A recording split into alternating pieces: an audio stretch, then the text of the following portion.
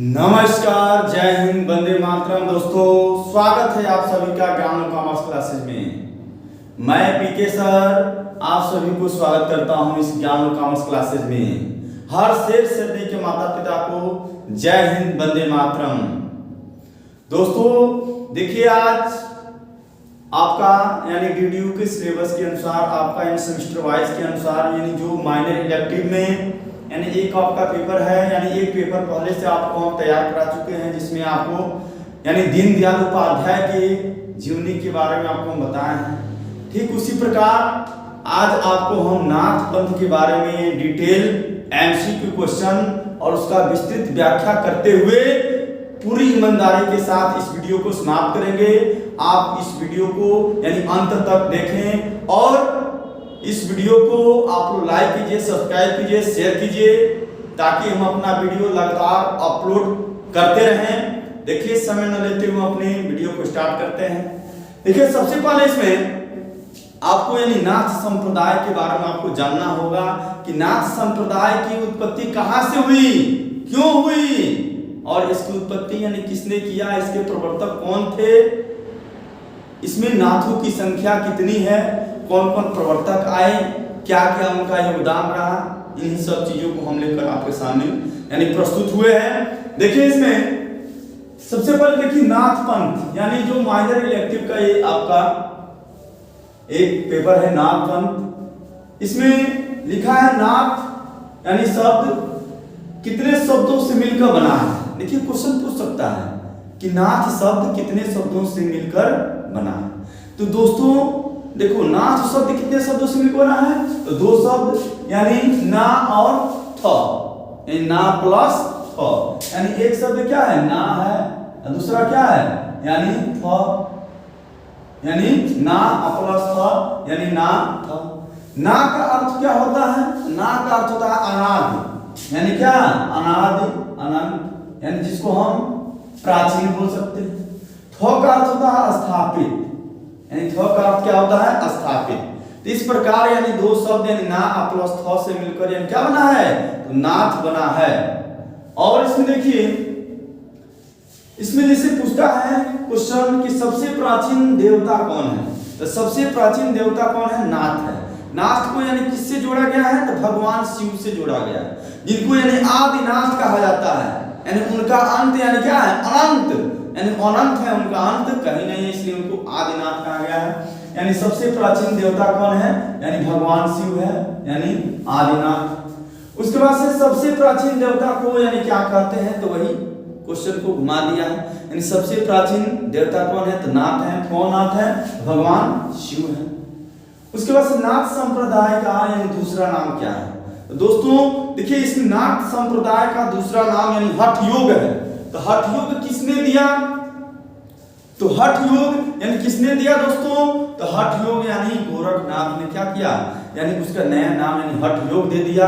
यानी हठ, हठ शब्द कितने शब्दों के मिल से बना है, तो दो शब्दों के मिल से बना है। कौन कौन, एक पहला ह और दूसरा ठ। तो ह का मतलब क्या हुआ और ठ का मतलब क्या हुआ, तो ह का मीन्स क्या होता है और ठ का मीन्स क्या होता है, तो ह का मीन्स होता है सूर्य और ठ का मीन्स होता है चंद्रमा। यानी दोनों को मिलाकर क्या है हठ योग बनाया गया।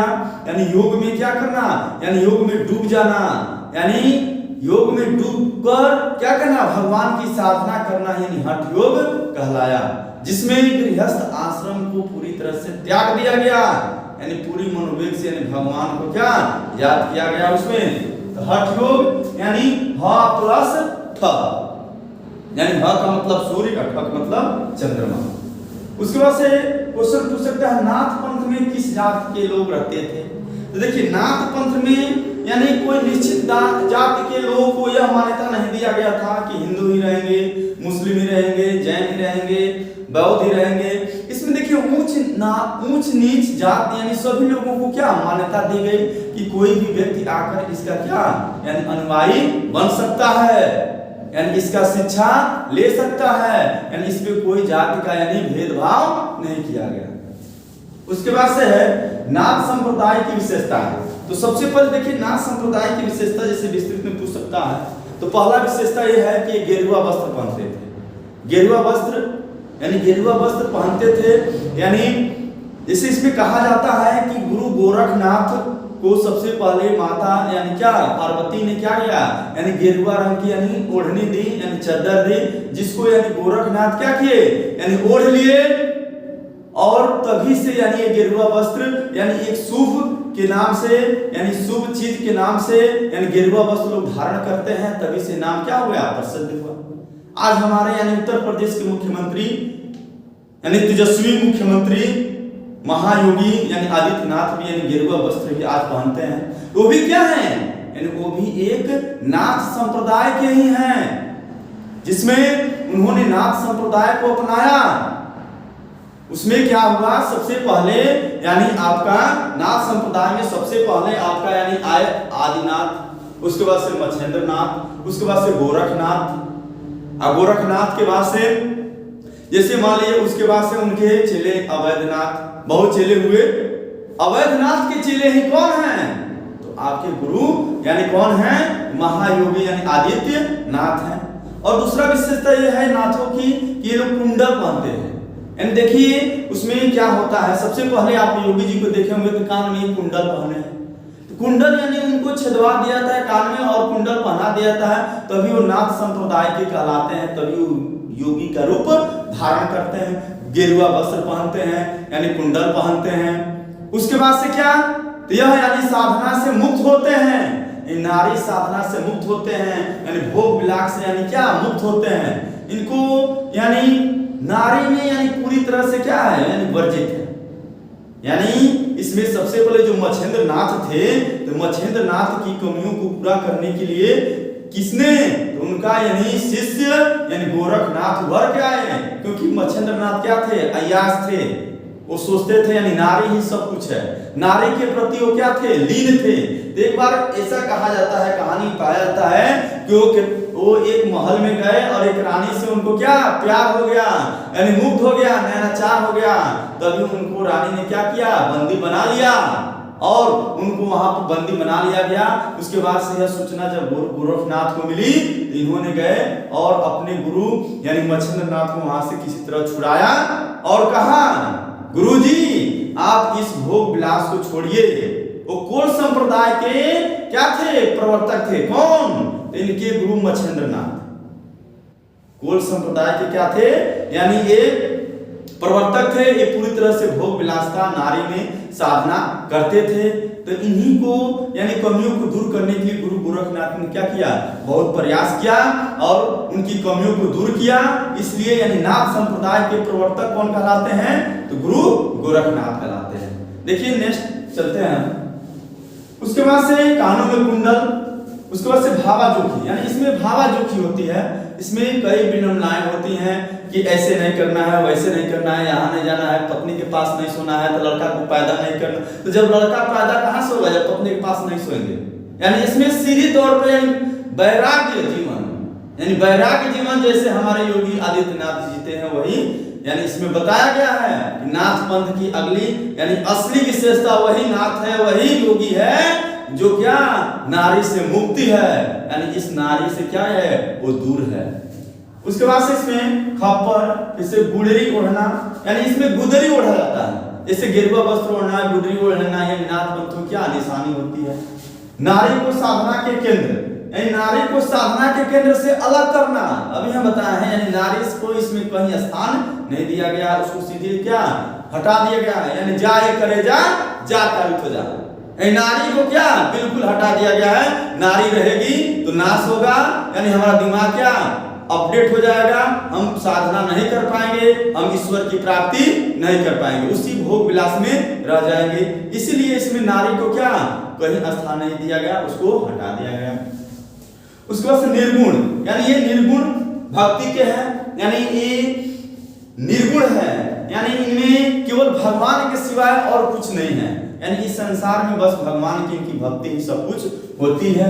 उसके बाद से समन्वय की भावना, और इसमें क्या होती है, इनमें समन्वय की भावना होती है, कोऑर्डिनेशन होती है। लोगों को क्या करते हैं, कोऑर्डिनेट करते हैं, समाज सुधारक के काम करते हैं। जैसे हमारे योगी जी क्या है, यानी समन्वय की भावना, हिंदू मुस्लिम सिख ईसाई ईसाई सबको लेते हुए यानी जो जिस भाषा में यानी चाहता है उसी भाषा में जवाब देते हैं और समन्वय की भावना यानी लेते हुए क्या करते हैं यानी समाज की सेवा करते हैं। उसके बाद से पंचमकार का त्याग।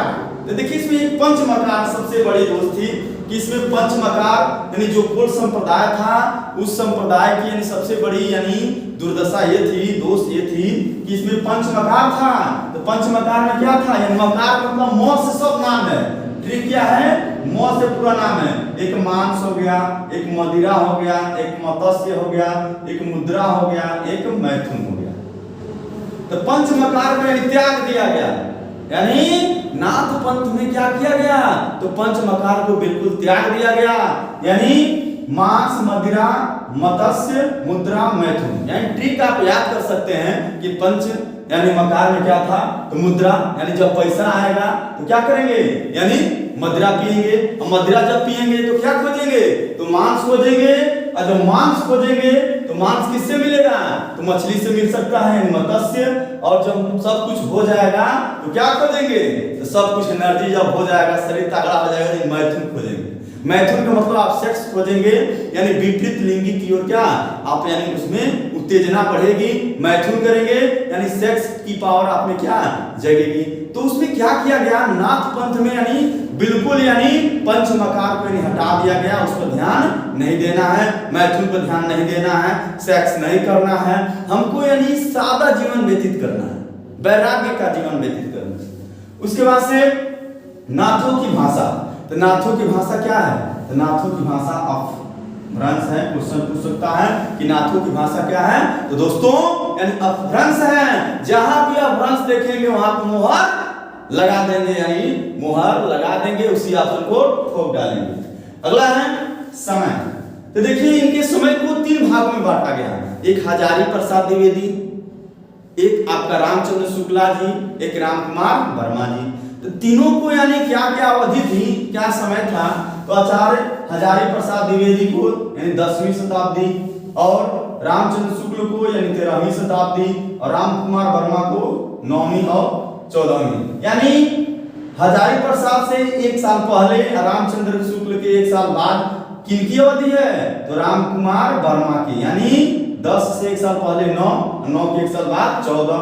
और जैसे क्वेश्चन पूछता है कि सार्वभौमिक रूप में यानी किसके काल को यानी नाथ का समय दिया गया है, तो किसके काल को, तो रामकुमार वर्मा को हम क्या करेंगे, मुहर लगाएंगे। जहां भी रामकुमार वर्मा आएंगे उसको मुहर लगाएंगे। उसके बाद से सिद्ध साहित्य का विकसित रूप क्या है, तो दोस्तों अभी बताए हैं कोल साहित्य या सिद्ध साहित्य एक ही है।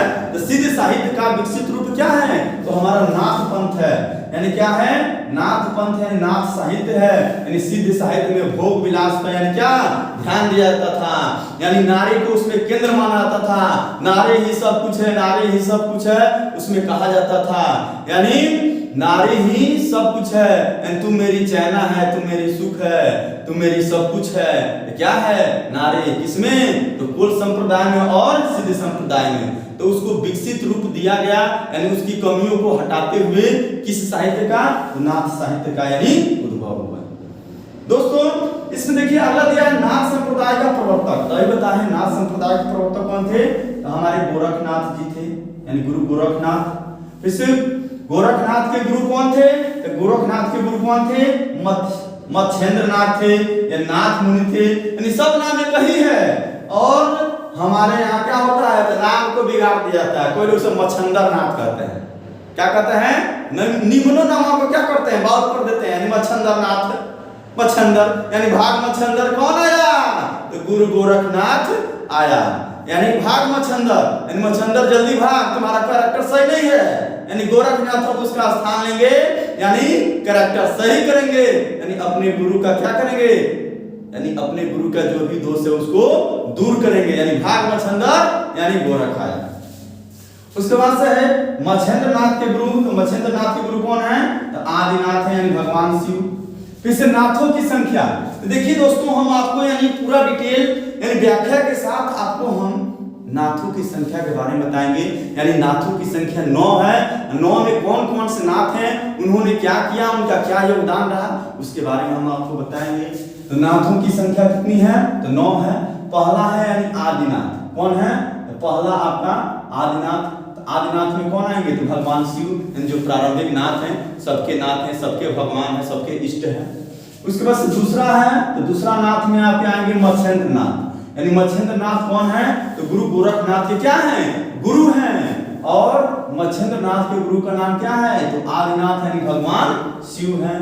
उसके बाद से अभी बताया है इधर, यानी आपका मत्स्येंद्र नाथ यानी कोल संप्रदाय के, यानी किस संप्रदाय के? तो कोल संप्रदाय के क्या थे? प्रवर्तक थे। क्या थे? प्रवर्तक थे। और ग्रंथ यानी मत्स्येंद्र नाथ यानी ने क्या क्या ग्रंथ की रचना की? तो पहला ज्ञान कारित्र, दूसरा कोल ज्ञान, तीसरा कुलानंद। यानी इनकी ग्रंथ है किनकी? तो मत्स्येंद्र यानी नाथ की। उसके बाद से तीसरा नाथ है आपके गोरखनाथ। तो गोरखनाथ में या यानी नाथ संप्रदाय के प्रवर्तक हैं। क्या है? नाथ संप्रदाय के प्रवर्तक, यानी नाथ संप्रदाय के प्रवर्तक हैं। कौन? तो गुरु गोरखनाथ। और यानी हठ योग की भी साधना तो हम आपको डिटेल पहले से बता चुके हैं। हठ योग क्या है? यानी ह का मतलब यानी सूर्य, अट्ठा का मतलब चंद्रमा, दोनों का मिलान यानी हठ योग कहलाया। इन्होंने यानी जोई जोई पिंड ब्रह्मांडे, यानी इनकी क्या है? एक कहावत है, इन्होंने कहा है जोई जोई पिंड ब्रह्मांडे, जोई जोई यानी जो जोड़कर इनका पिंड की यानी रचना हुई है। उसके बाद से इनकी ग्रंथों की संख्या यानी गुरु गोरखनाथ की ग्रंथों की संख्या कितनी है? 31 है, यानी 31 है। उसके बाद से गोरखनाथ यानी गोरखवाणी के रचनाकार कौन है? तो गुरु गोरखनाथ हैं। इन्होंने रचना की यानी एक ग्रंथ की रचना की जिसका नाम गोरख यानी वाणी रखा गया। यानी इनकी रचना क्या है? तो गोरखवाणी के रचनाकार कौन है? तो गुरु गोरखनाथ हैं। फिर से यदि क्वेश्चन पूछता है कि संपादक कौन है, तो संपादक में क्या लगाएंगे? तो पीतम्बवत यानी बटवाल, यानी पीतम्बवत बटवाल क्या है? तो संपादक हैं। उसके बाद से महेंद्र गोरखनाथ, तो महेंद्र गोरखनाथ। उसके बाद से प्राण साकली, यानी इनका ग्रंथ क्या है? महेंद्र गोरखनाथ बोध, यानी महेंद्र यानी इनके गुरु थे गोरखनाथ के, बोध यानी उन दोनों में क्या हुआ? तो टकराव हुआ, बोध हुआ, यानी संवाद हुआ। क्योंकि यानी गुरु क्या थे? तो गलत रास्ते पर चल गए थे, नारी के चक्कर में पड़ गए थे। नारी के जब चक्कर में पड़ गए तो क्या किए? यानी गुरु गोरखनाथ ने उनको क्या किया? सही दिशा दिखाया। ए गुरु जी आप क्या कीजिए? तो नारी से दूरी बनाइए, क्योंकि नारी ही सब कुछ नहीं है। नारी से दूरी बनाइए, भगवान से प्रेम कीजिए। इसलिए इन दोनों में बोध हुआ और उस ग्रंथ की रचना हुई। उसके बाद से चौथा है चरपटनाथ। तो चरपटनाथ नाथ का दूसरा नाम है चरपटिया नाथ या चरपटिया। अपने यहाँ लोग क्या करेंगे? परपटिया कहने लगेंगे, यानी चरपटिया इनका नाम है। इसके बाद से आत्मा के बल बनाने पर बल दिया। इन्होंने आत्मा को यानी बनाने को बल दिया। चरपटिया नाथ ने यानी आत्मा को सब कुछ माना, आत्मा को क्या किया? यानी बल बनाने का नाम दिया। उसके बाद से वेशधारी योगी को निकृष्ट कहा, यानी इन्होंने वेशधारी जो आजकल चल रहा है, यानी क्या करना? गेरुआ वस्त्र धारण कर लेना, टीका लगा लेना, अब फेटा बांधना गेरुआ, और जाके क्या हम योगी हैं। इन्होंने पूरा विरोध किया कि जो वेश धारण करके योगी बन रहे हैं, यानी 2 नंबरी काम कर रहे हैं, सबसे योगी क्या हो रहे हैं? यानी सबसे बड़ा योगी जो है उतना ही बड़ा क्या है? ढोंगी है। जैसे हमारे थे कौन? तो नारायण साई थे। और कौन थे? उनके बाबूजी कौन थे? तो उनके बाबूजी थे यानी कौन? बताइए, आसाराम बापू। ये लोग क्या किए? यानी वेशभूषा ही इनका यानी क्या? योगी का था। लेकिन उन्होंने क्या किया? यानी उनका यानी योगी का अपमान किया। इन्होंने किया यानी वेशभूषा वाले योगी क्या है? तो ढकोसला वाले हैं, उनसे साफ दूर रहिए। उसके बाद से कुकरिया के गुरु, यानी कुकरिया के गुरु थे कौन? तो चरपटिया नाथ किसके गुरु थे? यानी कुकरिया के गुरु थे। जिस प्रकार मच्छेंद्र नाथ भाग मच्छेंद्र किसके गुरु थे? तो किसके गुरु थे? तो गोरखनाथ जी के थे। उसके बाद से गुरु, तो गुरु कौन थे? तो इसमें चौरंगी नाथ अगला है, पांचवा। 9 नाथ है, 5वां नाथ को हम लोग आ गए हैं, यानी चौरंगी नाथ। तो चौरंगी नाथ के गुरु कौन थे? तो मच्छेंद्र नाथ, यानी जो गुरु यानी गुरु गोरखनाथ के थे, वही गुरु यानी चौरंगीनाथ के थे। मूल रूप से पंजाब के निवासी थे, यानी चौरंगीनाथ कहाँ के निवासी थे, यानी पंजाब के निवासी थे। उसके बाद से इन्होंने ग्रंथ की रचना की, यानी प्राण साकली, यानी जो ग्रंथ की रचना यानी गोरखनाथ जी ने की, वही ग्रंथ की रचना कौन किया, यानी कौन किया, तो यानी ये आपके ग्रंथ की रचना की है चौरंगीनाथ, क्योंकि दोनों एक ही गुरु के क्या थे, एक ही गुरु के शिष्य थे, यानी मच्छंदर नाथ के। उसके बाद से छौंगानाथ है, यानी ग्रहणीनाथ। ग्रहणीनाथ का यानी नाम है गहनीनाथ या गैनीनाथ। ये भी इनके गुरु का नाम था, यानी गोरखनाथ, यानी गुरु गोरखनाथ। और एक कृष्ण भक्ति, देखिए पहली ऐसी नाथ थे जिन्होंने यानी कृष्ण भक्ति को अपनाया, यानी शिव भक्ति को छोड़कर कृष्ण भक्ति में लीन हो गए, यानी गोपियों से प्रेम करने लगे। कौन, यानी गोपियों की तरह, यानी कृष्ण भगवान की तरह, यानी गोपियों से क्या प्रेम करने लगे और कृष्ण भक्ति में लीन हो गए। कौन, तो गोरखनाथ के शिष्य यानी कौन, ग्रहणीनाथ, यानी कृष्ण भक्ति। क्वेश्चन पूछता है कि कृष्ण भक्ति की प्रधानता किसने दी, तो किसने दी, तो गोरखनाथ का शिष्य यानी ग्रहणीनाथ या गैनीनाथ ने दी। उसके बाद से भाषा, यानी ग्रहणीनाथ की भाषा क्या थी, ग्रहणीनाथ की भाषा क्या थी दोस्तों, तो मराठी थी। क्या थी, मराठी थी। उसके बाद से आता है सातवां जालंधर नाथ। जालंधर नाथ का यानी नाम है ज्वालेंद्र नाथ। क्या नाम है, ज्वालेंद्र नाथ। यह पंजाब के जालंधर नगर, देखिए ज्वालेंद्र नाथ ने ही पंजाब की ज्वालेंद्र नगर की स्थापना किया, यानी बसाया। तो जालंधर यानी पंजाब में जालंधर नगर की स्थापना किसने किया, तो ज्वालेंद्र नाथ यानी जालंधर नाथ ने किया। और ये देखिए इसमें ये मेनावती, यानी मेनावती एक है और एक गोपीचंद्र है, एक ज्वालंधर है। तो मेनावती के लड़के का नाम क्या है, तो गोपीचंद्र है, यानी पुत्र है गोपीचंद्र। और मेनावती क्या है, तो इनकी माता है। अब क्या हुआ दोस्तों, तो मेनावती से जालंधर में क्या हो गया, तो चक्कर चल गया।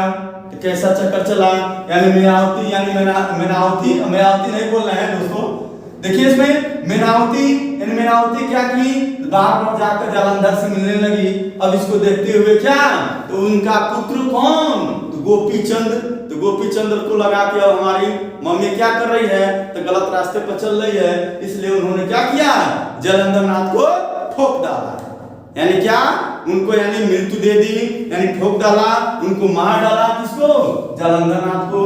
और वह क्या किए, अगला नाथ यानी कौन बन गए, अगला नाथ यानी कौन बन गए, तो गोपीचंद, यानी आठवें नाथ कौन है, तो गोपीचंद है। और किसके पुत्र थे, मेनावती के पुत्र थे।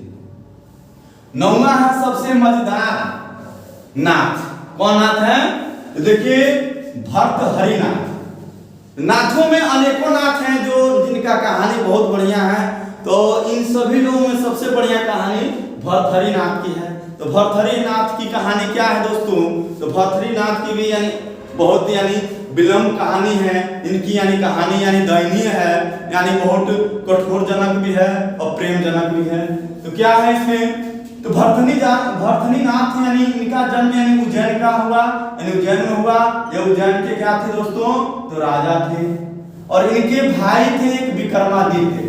तो विक्रमादित्य यानी जिन्होंने जो प्रतापी राजा थे, यानी प्रतापी राजा विक्रमादित्य का नाम आप सुने होंगे, जिन्होंने अयोध्या में यानी राम मंदिर का निर्माण करवाया था, और जिसने यानी क्या किया था, बाबर ने तुड़वा दिया था।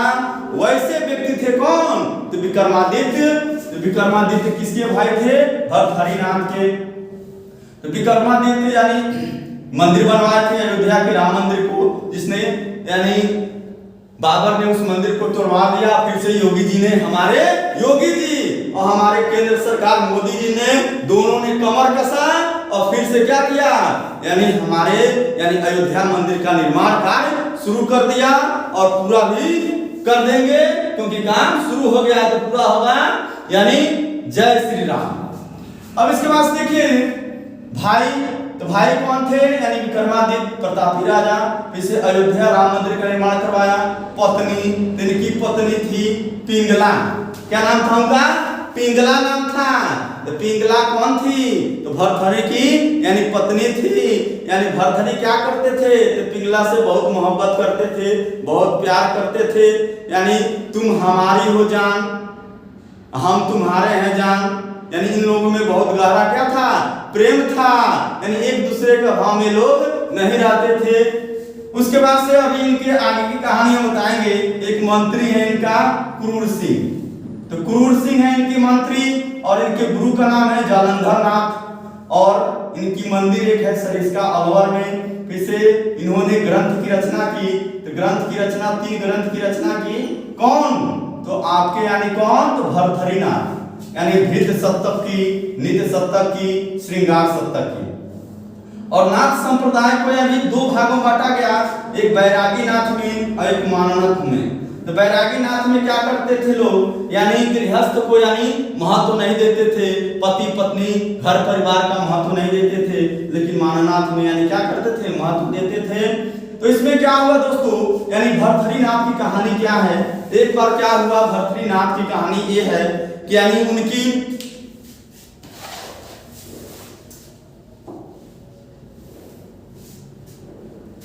स्क्रीनशॉट कर लीजिए दोस्तों।